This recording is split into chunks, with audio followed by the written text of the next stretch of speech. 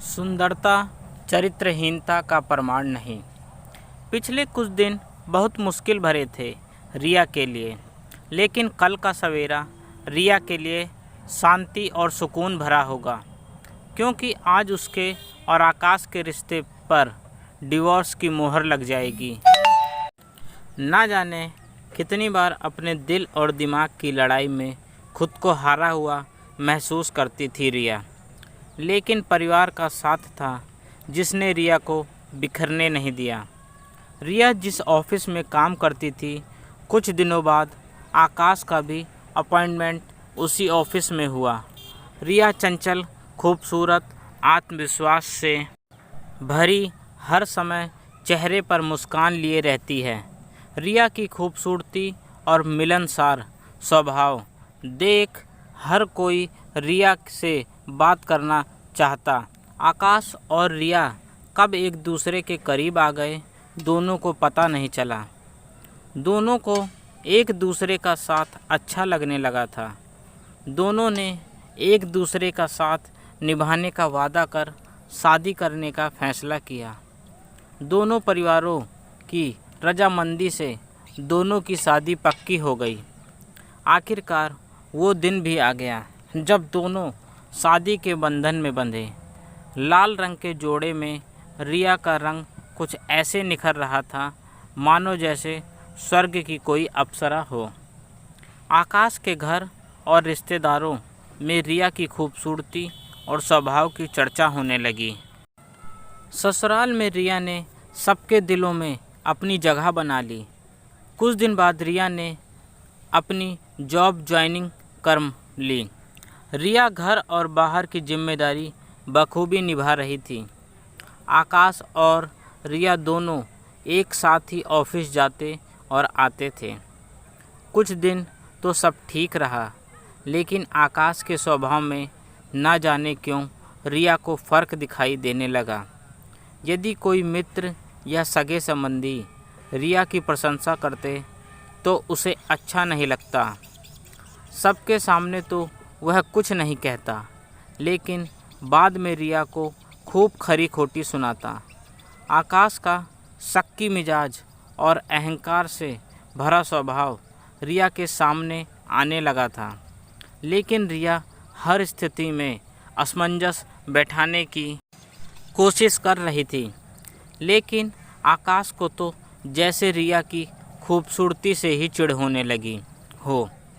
आकाश रिया के हर काम में नुक्स निकालकर रिया को सुनाता। बात बात पर हृदय को भेद देने वाली कटीले व्यंग्यबाणी से रिया को चोटिल करता। ऑफिस में रिया आकाश की सीनियर थी, तो सभी सीनियर कर्मचारियों का प्रमोशन हुआ। रिया भी बहुत खुश थी। ससुराल में भी सभी खुश थे, सिवाय आकाश की झूठी हंसी लिए। आकाश रिया की खुशियों में शामिल हुआ। आकाश अपनी तुलना में रिया की कामयाबी और साथ में सुंदरता देखकर अक्सर कूड़ता रहता। बारिश का मौसम था और रुक रुक के बारिश का सिलसिला चल रहा था। रिया, मैं तुम्हारा कार में वेट करता हूँ, तुम काम निपटाकर आ जाओ, कहकर आकाश छतरी लेकर ऑफिस से बाहर चला गया। जब तक रिया अपना काम का निपटाती, तब तक फिर से बारिश शुरू हो गई। साथ के कर्मचारी ने रिया को अपने साथ छतरी में आने को कहा। मैम आइए, कार पार्किंग तक मेरे साथ चलिए। रिया और साथ में पुरुष कर्मचारी को एक छतरी के नीचे देख आकाश गुस्से से आग बबूला हो गया। पूरे रास्ते दोनों में बहस होती रही। घर आकर आकाश ने सबके सामने और तमाशा शुरू कर दिया। क्या ज़रूरत थी किसी और के साथ एक ही छतरी में आने की? अरे तुमने तो अपने प्रमोशन के लिए भी इतनी मेहनत नहीं करनी पड़ी होगी, क्योंकि तुम जैसी चरित्रहीन और फूहाड़ औरतों के प्रमोशन आसानी से हो जाते हैं। बस आकाश, बहुत बोल गए तुम, और बहुत सुन लिया मैंने।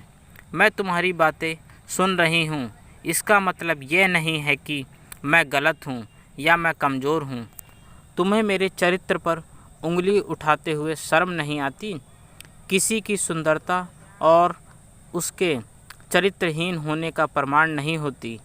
तुम घर की सीमा रौंदो, अपनी पत्नी का अपमान करो तो कोई आरोप नहीं, और यदि मैं किसी से बात कर लूं या आंख उठाकर देख भी लूं तो मैं चरित्रहीन हूं, क्योंकि मैं एक औरत हूं।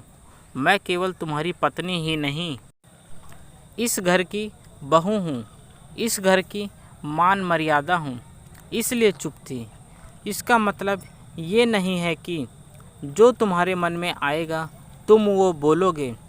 तुमसे प्यार करती हूँ, इसका मतलब ये नहीं है कि तुम्हारे व्यंग बाण झेलती रहूँगी। मैं जा रही हूँ आकाश, अगर तुम्हें अपनी गलती का एहसास हुआ तो लेने आ जाना, और अगर नहीं हुआ तो तुम्हें डिवोर्स पेपर मिल जाएंगे।